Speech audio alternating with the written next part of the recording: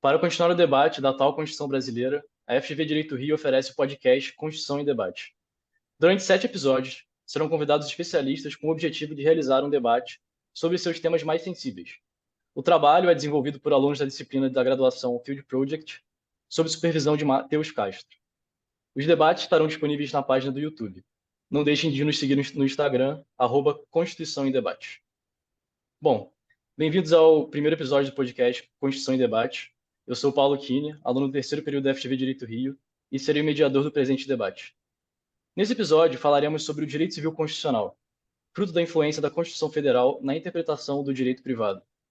A Constituição se encontra como marco referencial para uma nova geração hermenêutica para o direito civil. Para o nosso encontro, temos como convidada a professora Elisa Cruz, doutora e mestre em Direito Civil na Universidade do Estado do Rio de Janeiro, professora da FGV Direito Rio, defensora pública no Estado do Rio de Janeiro, com estágio pós-doutoral na UFRJ e autora de livros. Entre eles se destaca A Guarda Parental, releitura a partir do cuidado e vulnerabilidade de crianças na jurisprudência da Corte Interamericana de Direitos Humanos. Bom, bem-vinda, professora, e obrigado por participar do projeto. Gente, obrigada. É um prazer enorme estar aqui com vocês nesse projeto. Bom, para começar o debate, eu gostaria de começar com uma pergunta para assim, nortear o tema, né? Se todo ordenamento jurídico deve ser interpretado segundo a Constituição, o termo direito civil constitucional pode parecer um pouco redundante.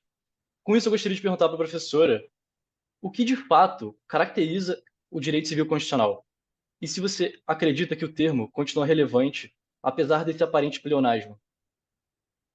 Nossa, essa é uma pergunta muito importante. Eu acho que para ter uma noção bem completa para essa pergunta, é necessário que eu indique as origens. E essas origens são pré-Constituição de 88. Na verdade, ao menos na linha teórica a qual eu fiz todos os meus estudos, que são dos professores vinculados ao UERJ, a gente usa como referência um italiano, Pietro Perlingieri, em que ele trabalha estudos no pós-guerra, buscando uma adaptação da legislação italiana do pós-guerra à Constituição. Bem, a gente já pode imaginar que isso tem ali uma relação com a saída de uma Itália fascista. Então, Pietro Perlingieri vai propor uma constante reflexão sobre o modelo de direito e um processo de constitucionalização para conseguir atualizar a legislação italiana. Essa ideia foi muito inovadora na época, e à medida em que juristas brasileiros iam tendo contato com essa proposta, ela veio sendo trazida com cada vez mais força para cá. No Brasil, eu acho que a gente pode identificar que esse movimento ele ganha força mais ou menos no início de 1990. Então, se hoje a gente pode chegar nessa pergunta, a gente não, se hoje é possível chegar nessa pergunta, se não é um anacronismo, em 1990 a sua pergunta seria talvez mal compreendida, porque naquele momento a gente estava nós mesmos saindo de um período autoritário e de um padrão, modelo de conhecimento do direito, em que ele era muito legalista, com cada área sendo destinada a determinados saberes. Então, a ideia de que haveria essa simbiose entre o direito civil e o constitucional, ela não era tão presente. Até porque a Constituição, na época, ainda era muito entendida como estritamente ou majoritariamente como uma organização do poder político, sem tanta interferência no âmbito privado, que é típico do direito civil. Então, ali mais ou menos em 1990, essa tese ganha força no Brasil. Os principais nomes são a professora Maria Celina Bodan de Moraes, o professor Gustavo Tepedino, e eu também me permito aqui incluir o professor Paulo Lobo, bem, enquanto a professora Maria Celina e o professor Gustavo são do Rio de Janeiro, o professor Paulo Lobo de Pernambuco, e quase que eu esqueço, o atual ministro do STF, à época apenas professor, Luiz Edson Fachin. São eles que trazem essa ideia. E eles vão ali, então, fazer a defesa de que a leitura do direito civil tem que ser uma leitura constitucionalizada. Por que isso foi importante? Porque a nossa mudança constitucional foi muito intensa. A partir de 1988, nós passamos a trabalhar com uma Constituição que é permeada de direitos, e não apenas de direitos de nós cidadãos perante o poder público, mas ela também é permeada de direitos e deveres entre particulares, ou seja, na seara estritamente privada. E se tornou necessário rever a legislação a partir desse olhar. Posso dar aqui um exemplo, que é bem da minha principal área de estudo. Se a gente usasse a legislação sem essa filtragem, até 2002, quando foi editado o segundo Código Civil do nosso país, nós teríamos que falar que as mulheres estavam subordinadas aos homens no casamento, porque o nosso Código Civil, que vigeu de 1916 até 2002, ele dizia que no conflito prevalecia a opinião do marido e o pai de família. Então, esse processo de compatibilização era necessário até mesmo para adequar os valores da Constituição e também para conseguir adequar a legislação. Então, respondendo a sua pergunta, talvez hoje a gente tenha já decaído, ou talvez o uso já não seja mais tão intenso, mas a ideia de um direito civil constitucional é uma ideia exatamente de reforço à Constituição, para que, de fato, ela seja o centro que normatiza e que orienta a Constituição. É que, passados aí mais de 30 anos desde a Constituição e a realização, né, a promulgação de novas leis, a gente espera que elas já saiam devidamente orientadas. E talvez a gente venha mesmo diminuindo o uso, mas continua uma pauta importante para a gente sempre ter esse processo de adequação aos valores constitucionais.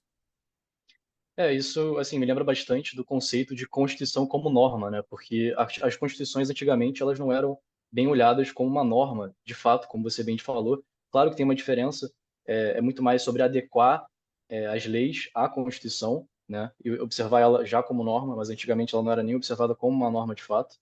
Isso está bem presente assim no livro do Daniel Sarmento, assim, naqueles manuais mesmo de direito constitucional. E assim, muito obrigado pela resposta, realmente foi bem completa.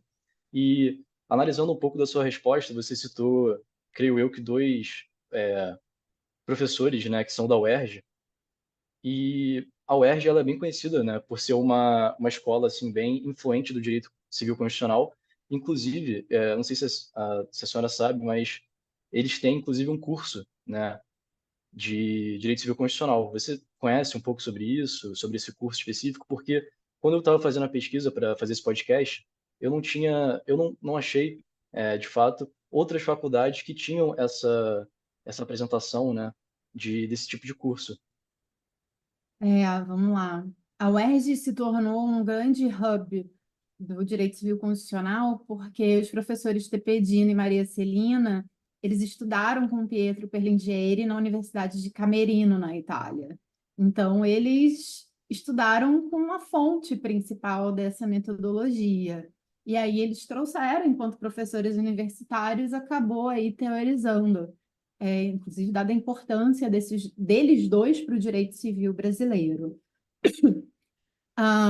Eu diria que todo o direito civil na UERJ, e eu vou falar isso pelo tempo que eu tenho de casa, embora eu não tenha feito a graduação na UERJ, eu fiz mestrado e doutorado, então eu me sinto bem tranquila para dizer que o ensino de direito civil da UERJ ele é bem orientado para a linha de direito civil constitucional.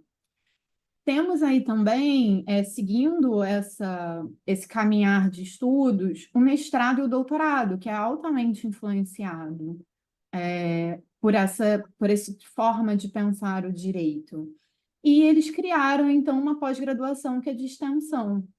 Então, a gente tem em pós-graduação dois ramos. A gente tem o que a gente chama de estrito sensu, que são os cursos de mestrado e doutorado, e a gente tem a pós-graduação lato sensu, que são cursos de aperfeiçoamento, pesquisa também e extensão, mas não é que são inferiores, eles têm exigências menores do que um mestrado e doutorado.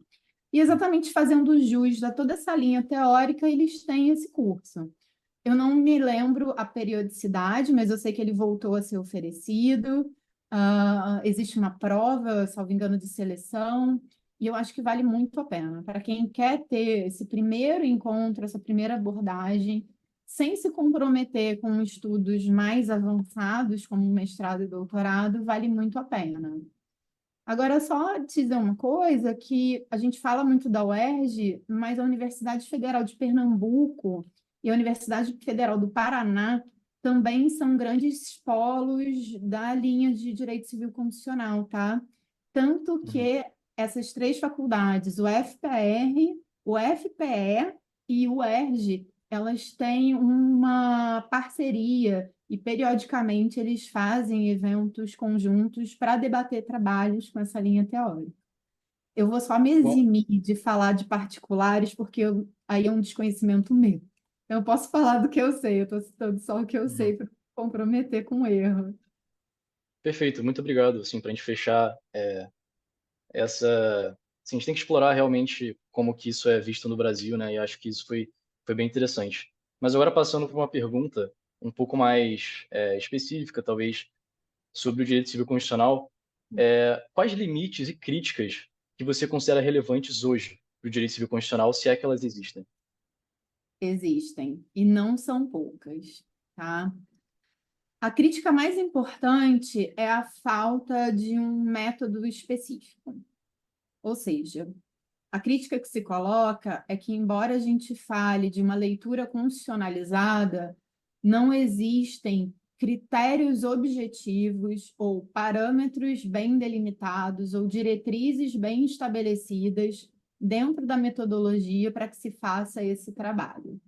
Então, essa é uma crítica muito importante porque acaba dependendo muito de quem está fazendo a análise para avaliar se é ou não constitucional.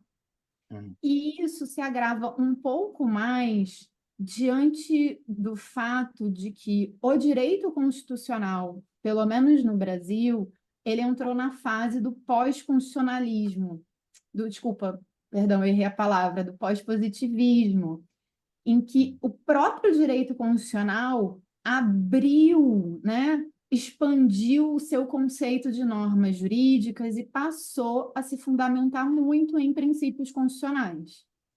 Então, a junção desses dois fatores leva aí a uma crítica, então, até mais robusta, de que ficou muito fluido. Interpretar alguma coisa à luz da Constituição se tornou muito fluido, porque tudo depende excessivamente de quem está fazendo a avaliação. E se a gente pegar, vou dar aqui um exemplo, a questão da dignidade da pessoa humana, a gente pode perceber isso. Vemos aí, a gente pode, nas nossas carreiras, nos nossos estudos, a gente vê muitos livros, muitos julgados citando, ai, viola a dignidade da pessoa humana. E eu, toda vez que eu vejo isso, eu me pergunto, mas o que que você entende por dignidade? E é difícil definir, porque dignidade é um conceito jurídico muito difícil de se definir. Então, como é que eu faço avaliação de temas e situações da vida privada, dizendo que eles são ou não compatíveis com a dignidade da pessoa humana, com um conceito que ele é muito fluido? O que que é, o que que não é?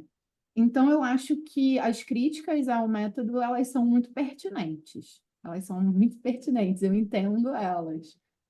Mas eu acho que a gente ainda que a gente não deveria abrir mão dela, porque deveria ser, como eu falei, a sua primeira pergunta, que foi muito boa, eu acho que é um reforço à própria posição de preponderância da Constituição. Bom, entendi perfeitamente a resposta, e essas críticas realmente elas são as que são as mais famosas, né? A gente conhece pessoas que fazem, o próprio professor Fernando Leal, em alguns textos, mas, assim, apesar de todas essas críticas e possíveis posições contrárias ou até críticas que querem um pouco reformular o direito civil constitucional, e tendo em mente que você citou o fato do Código Civil e a relação entre ali o marido e a mulher, você acha que, apesar dessas críticas, o direito civil constitucional ainda consegue atender pessoas que, por exemplo, estão em situação de vulnerabilidade? Nossa, sim, sim. É, eu acho que seria legal, se me permite, eu daria dois exemplos para tentar mostrar, Por mas eu acho favor. que sim. Eu citei família, mas teve um avanço muito interessante do direito civil constitucional de alguns anos, mas eu ainda acho profundamente inovador, que foi a ideia do devido processo legal em associações. Ou a própria ideia de que condôminos que são, a gente fala de maus condôminos ou condôminos que reiteradamente praticam violações em condomínio. Essas pessoas só podem ser retiradas desses coletivos depois de um devido processo legal, de uma escuta, da possibilidade de colocar seus argumentos, de fazer suas provas. E quando isso entrou no Código Civil de 2002, isso é um dos grandes exemplos do direito civil constitucional, porque significa que a nossa Constituição, quando lá está dizendo, no artigo 5º, que existe o devido processo legal, a gente está concretizando aqui, para que não seja um viés autoritário, para que haja, de fato, uma comunicação social. Então, eu acho que esse é um dos exemplos. E um outro que protege pessoas vulneráveis é uma discussão que está acontecendo nesse momento, se, por exemplo, o direito das sucessões não deveria ter alguns privilégios para pessoas com deficiência. Então, uma querida professora, a professora Ana Luísa Nevares, ela tem alguns artigos em que ela propõe o seguinte: dentro de um grupo de irmãos que têm direito à herança, vamos supor que exista só um imóvel e que um desses irmãos seja uma pessoa com uma deficiência altamente limitante. Será que essa pessoa não deveria ter uma preferência de permanecer morando?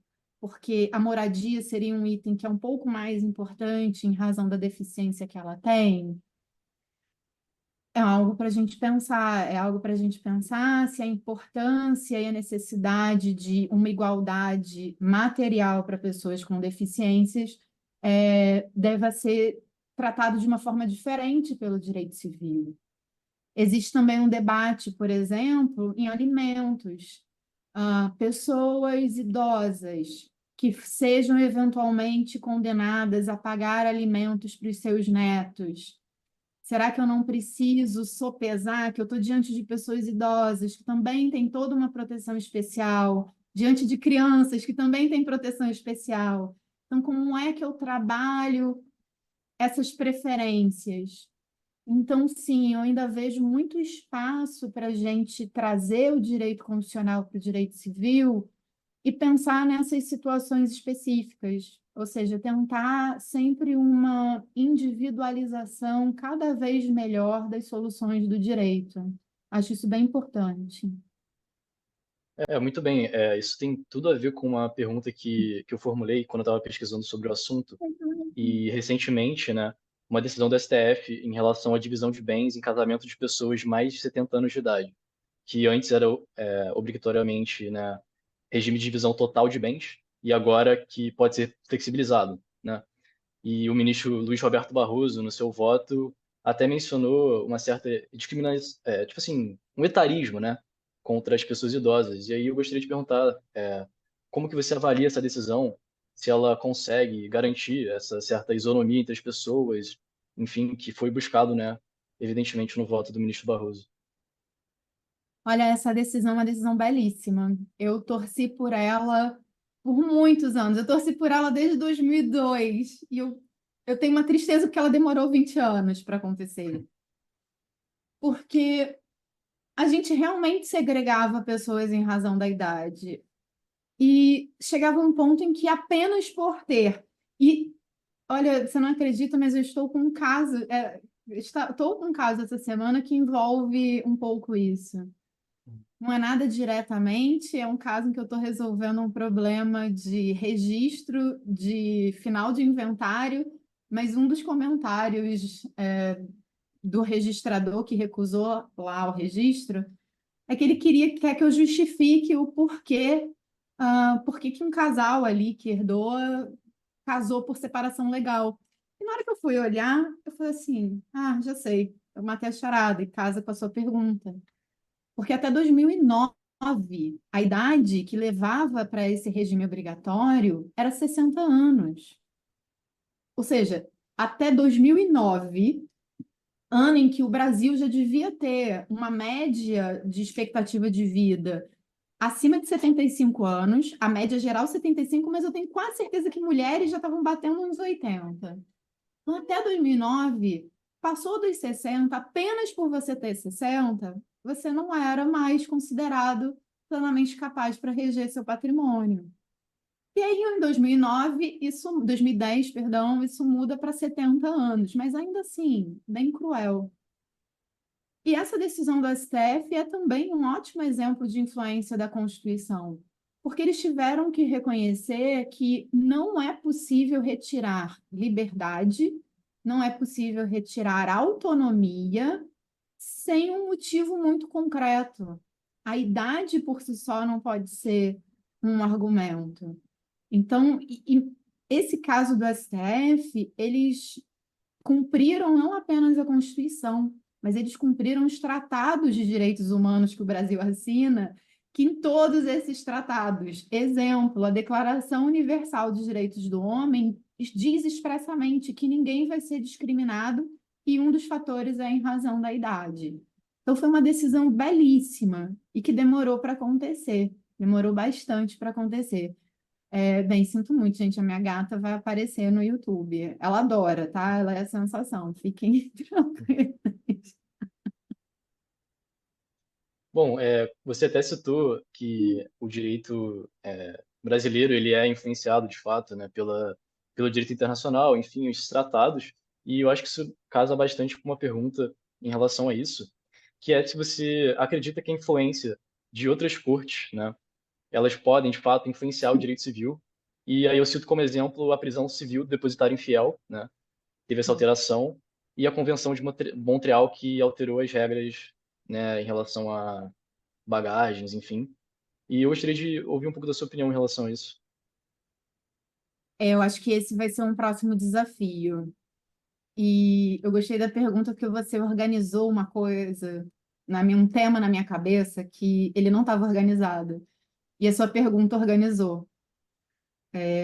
Então, já respondendo com base no que você me propôs, eu acho que sim, está muito na hora da gente ir além de um processo de constitucionalização para um processo de reconhecimento, vou dizer como se diz, né, de filtragem convencional, de um processo de convencionalidade do direito.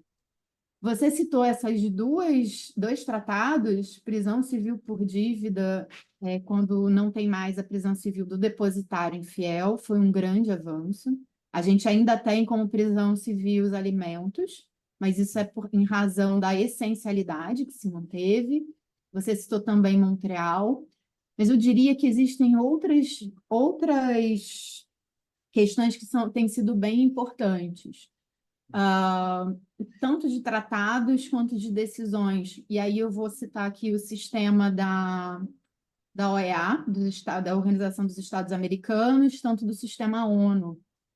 Por exemplo, as decisões e os comentários gerais da ONU sobre os tratados assinados pela ONU. A gente tem trazido isso. Então, por exemplo, tem uma série de comentários em que a ONU explica o sentido dos seus tratados. É muito importante a gente ler esses comentários, porque eles definem, eles dão mais bagagem para a gente talvez poder pensar em aplicação aqui. Um dos últimos que eu adorei foi um sobre a Convenção sobre os Direitos da Criança, em que eles falam sobre proteção de crianças em ambiente digital. É totalmente direito privado. E são regras que podem nos ajudar a interpretar a nossa LGPD ou melhorar a nossa LGPD, tá? E eu acho que também vou aqui deixar citado expressamente, porque é um tema um pouco importante para mim, que é a Convenção de Belém do Pará sobre violência contra a mulher. Eu acho que esse, inclusive, é um tema que o direito civil peca por não entender as violências intrafamiliares. A gente entende muito bem essas violências para punir no campo do direito penal, mas a gente tem dificuldades em pensar como isso se relaciona no campo do direito civil. Ano passado, não, 2022 a 2023, eu organizei um PIBIC na FGV E a gente pesquisou sobre violência de gênero no judiciário. E nós só encontramos uma decisão no âmbito civil que falava sobre um homem que furtou, melhor, que fez mau uso do cartão de crédito da companheira e fez gastos absurdos, o relacionamento termina e ele não paga. Uhum. Então, assim, a gente tem também essa dimensão que a gente poderia pensar em uma proteção mais individualizada para mulheres, para pessoas trans, ou seja, fugindo desses padrões normativos de gênero e sexo, a partir desses tratados. E, nossa, essa pergunta agora vai ficar aqui na minha cabeça e eu vou anotar isso para eu não esquecer de falar um dia sobre isso. Tenho muito a agradecer já, assim, adorei já engrandeceu um conhecimento meu. Que bom. Assim, totalmente recíproco. Bom, você falou um pouco sobre a família e também, né, as novas famílias, né, reconhecidas. E isso, assim, acho que tem tudo a ver com essa pergunta, que é justamente em relação a isso, né? E as novas formas de família, né, nas decisões, tivemos decisões judiciais que reconheceram a existência, né, dessas novas formas de relacionamento, na verdade. E como exemplo, a gente tem a DPF 132, que reconheceu a união homoafetiva como entidade familiar. E eu gostaria de perguntar, Elisa, como é que você observa essas mudanças? E também, para a gente não fugir disso, até que ponto é legítimo a intervenção do judiciário nesse reconhecimento? Pergunta de 1 milhão de euros. Eu sou muito favorável à liberdade familiar, muito favorável. E a história desse reconhecimento de famílias homossexuais como famílias é belíssima. Foi um trabalho político bem intenso, e o Supremo tentou restringir, né? O Supremo até falou, não, então a gente vai reconhecer como família usando as regras de união estável. Só que aí um juiz, não lembro se foi o primeiro de Brasília ou de São Paulo, falou assim, interessante, STF. Tem aqui no Código Civil e na Constituição dizendo que a união estável, eu tenho que facilitar mudar para casamento. Então, já que você me mandou aplicar essas regras, eu vou aplicar essa daqui e vou permitir o casamento. Foi coisa de pouquíssimos meses. E foi assim que o casamento entre pessoas do mesmo sexo entrou no nosso direito. Eles usaram o que o STF falou. Então, foi um caso assim, de muito sucesso e muita perspicácia das pessoas que tomaram as decisões. O que hoje a gente tem em debate é se essa liberdade ela é ampla a ponto de que só as pessoas decidem, ou se o Estado pode colocar limites. Esse é um problema que a gente ainda não tem uma resposta. Mas a resposta a essas perguntas vão ser bem interessantes e importantes. Principalmente para figuras novas que o direito convencionou chamar de poliamor, que é uma família formada por mais de duas pessoas, também conhecida às vezes como trisal. Ou então famílias simultâneas, em que uma pessoa só, ela tem várias famílias ao mesmo tempo. Responder a essa pergunta, se a nossa liberdade prevalece sobre a legislação, sobre a possibilidade do Estado legislar sobre o que ele entende de família, é uma das perguntas cruciais para a gente decidir se essas formas familiares novas vão ser entendidas como famílias ou não. E é mais do que dizer que você só tem uma família. Primeiro que a gente está mexendo, como tentei deixar claro, a gente está mexendo com princípios constitucionais. Qual é o sentido Sim. de liberdade? Qual é o sentido de autonomia? Qual é o limite dos nossos afetos? E qual é o efeito jurídico desses afetos para o direito? Porque isso vai impactar em ser dependente no plano de saúde, no seguro da previdência, na validade de doação, no direito a alimentos, regimes de bens e mais um monte de coisa. Uhum. Eu não tenho uma opinião formada. Eu acho esse um dos temas mais difíceis que existem. e eu deixei de ter uma opinião formada antes que eu venha aqui a ser acusada, mas porque na Defensoria Pública, eu sou defensora, eu já trabalhei dos dois lados. Eu já trabalhei tanto defendendo quem queria e estava de uma forma consciente nesse forma de família, e eu já trabalhei a favor de quem nem sabia disso e se sentiu enganada. Então, eu vi as dores e as alegrias dos dois lados, e eu penso muito que eu não consigo decidir o que é melhor. Eu realmente não consigo. Então, gente, não é falso moralismo. Aliás, não é nenhum moralismo. É apenas um impacto da minha vida de profissional do direito e falar assim: olha, já vi histórias tão tristes. Não sei, eu não sei, tá? Só para deixar isso bem claro. Mas a minha tendência é ser pró-liberdade. Posso deixar duas sugestões de trabalho sobre isso? Claro, por favor. Eu acho que vale muito a pena ler um livro da professora Renata Vilela Montedo, em que ela debate especificamente liberdade e direito de família. Deixa eu procurar aqui o título exato do livro dela, porque eu não lembro mais de cabeça. Ai, eu nunca consigo achar rápido quando eu quero, óbvio. Achei.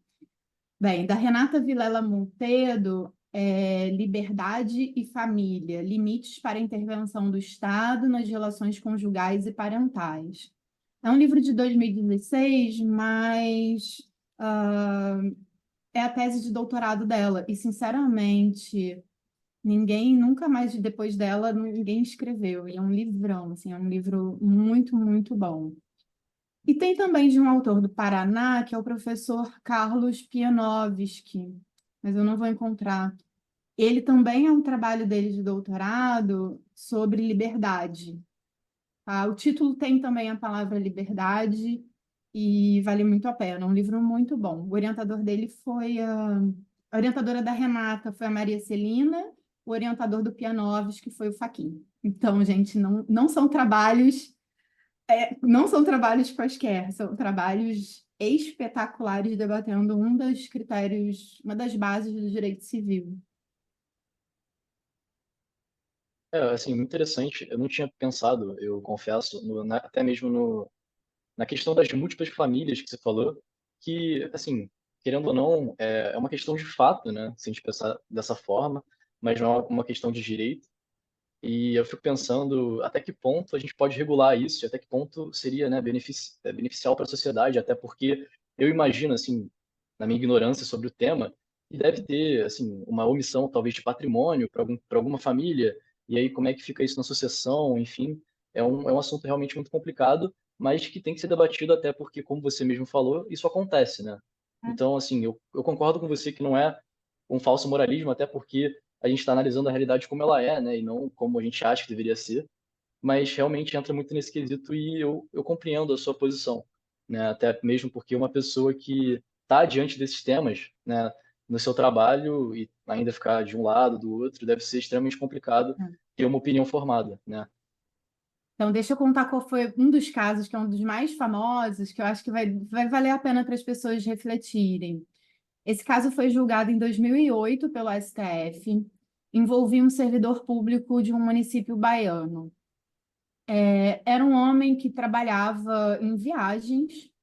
Inclusive, é o típico exemplo de livro que a gente nunca esperaria ter, o Sim. famoso exemplo Caixeiro Viajante, mas tem, É. eu juro, não é mentira. Esse homem, ele tinha duas famílias em cidades diferentes. Ele era casado e com a esposa, vou chamar de esposa por conta do vínculo, ele tinha, sei lá, 6 filhos. E na outra cidade onde ele ia com frequência, ele tinha uma segunda mulher, não vou denominá-la, e ele tinha 8 filhos com essa mulher. E ele faleceu. O problema e a discussão nem foi tanto sobre patrimônio, poderia ter sido, mas nem foi. A discussão recaiu sobre a pensão por morte dele, já que ele era servidor público. E o debate recaiu, assim, embora o objetivo final fosse a pensão por morte, E aí o problema era que tinha toda a lei previdenciária hoje tem assim. E se não tem, a gente faz essa leitura constitucionalizada. Uhum. Cônjuge, companheiro, companheira é um dos primeiros dependentes, porque em regra você ganha dinheiro para favorecer sua família. É a ideia. Então elas foram para essa disputa. E o STF disse que não, família é uma só. E afastou o direito à pensão dessa segunda mulher. Antes de alguém definir do tipo, não, Elisa, tá certo. Essa situação, gente, dessas duas famílias durou por mais de 40 anos. Não foi uma coisa de 6 meses. Foram 40 anos em que essas duas famílias existiram ao mesmo tempo na vida desse homem. Deixe para cada um fazer aí os prós e os contras, sim ou não. Mas o fato, já, né, para contar a história inteira, o STF decidiu, né, como eu falei, que não poderia reconhecer como família e recusou os direitos, inclusive os direitos previdenciários. E um aviso é que um caso similar foi julgado novamente pelo STF no final de 2022, salvo engano, e eles mantiveram a mesma decisão. Eles não analisaram essa questão da liberdade, tá? Eles ficaram apenas no argumento da família, que família para o Brasil são só duas pessoas. Eles passaram ao largo do debate sobre liberdade de autogoverno e de autonomia. Entendi, perfeito.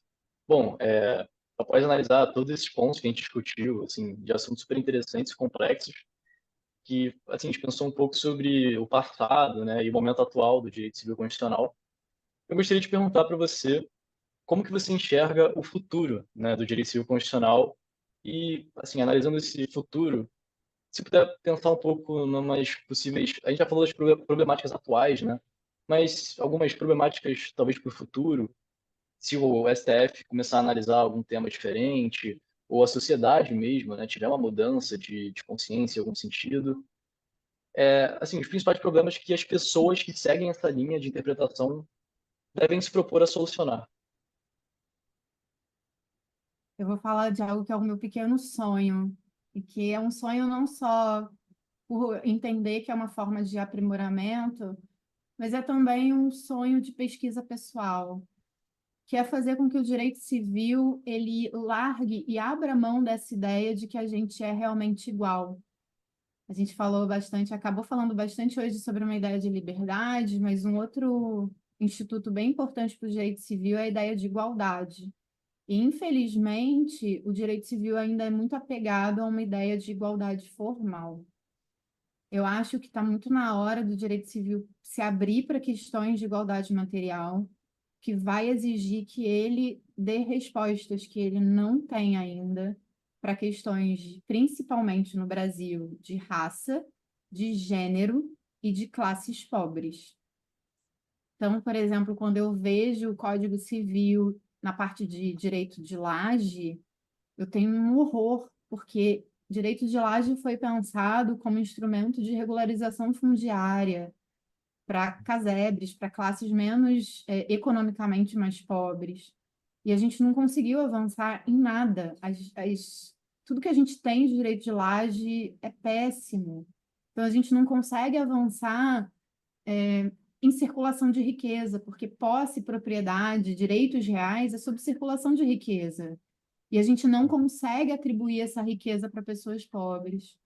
Então, eu acho que o futuro, ou um dos futuros, também eu acho que não existe um futuro só, mas eu acho que um dos futuros é esse olhar para quem não faz parte ainda do direito civil.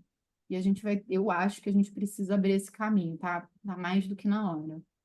Eu espero que alguém concorde comigo ao ouvir isso. Sei lá.